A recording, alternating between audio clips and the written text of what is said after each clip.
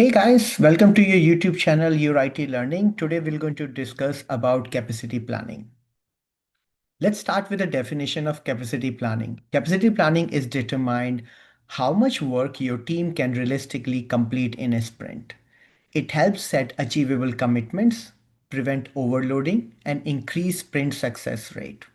The key factors when you are defining the capacity planning is team size, individually availability, planned time off, meetings, and non-project work.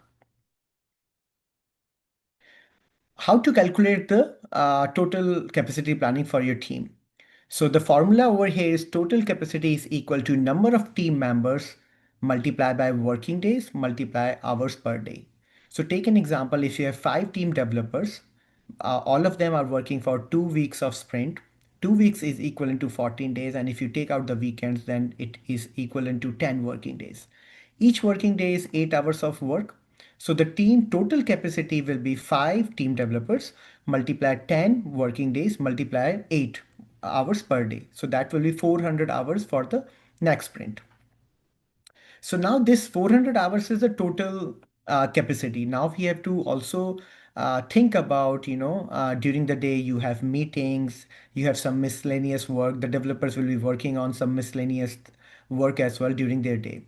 So adjusting for availability, for example, subtract plant time off and meeting time for more realistic estimate. So now, as we said, we had 400 hours of total.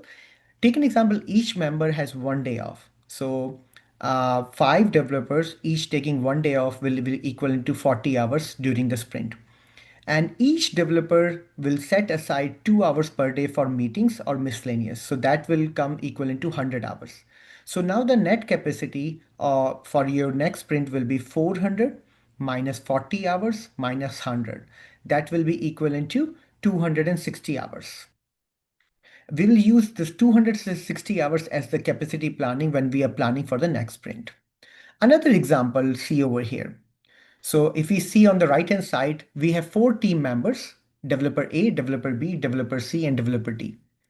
Everyone in for the next sprint, everyone is taking some days off. So the developer is taking 2 days off. So he has 8 days. Every day has 8 hours. So 8 8 is 64. So 64 hours total available hours.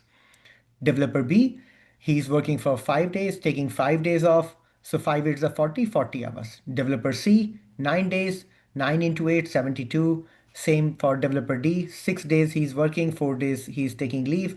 6 8 is 48. So now the total capacity of your team will be 224 hours if you add all of these hours. Now take aside 2 hours per day for meetings for each developer. So 4 into 2 into 10 will be 80 hours. So now the total capacity of your team is 144 hours. Most of the teams work when they plan for the next sprint, they plan according to the user stories. So if I translate 144 hours, that will be somewhere equivalent to 36 hours user stories in this case. You can go low as well. You can say it can be 30 user story points, but for easyability, let's decide 36 user story points over here. So now for the next sprint, team have the capacity of 36 user story point for the next sprint. Let's calculate for the average velocity. Let's see how much work you have done in the last 3 sprints. So take an example, in the last 3 sprints, call the sprint as sprint 234. In 2, you did 36.3. In sprint 3, you did 32. And the sprint 4, you did 36. And now we are calculating for the next, we are deciding for the next sprint, which is sprint 5. So if you total all of them, 36 plus 32 plus 36 will be 104 divided by 3, equivalent to 35 velocity. So for the next sprint, we have to bring 35 user story points in for the next sprint. And keep in mind your capacity is 36, so which is equivalent like 36, and we are deciding for 35 story points for the next sprint. So now let's see over here. Take an example. This is our product backlog for the for all of the work we have to do in next or in this quarter, I will say. So this will be, it will say the user story number, it will say the description, it will say the story points.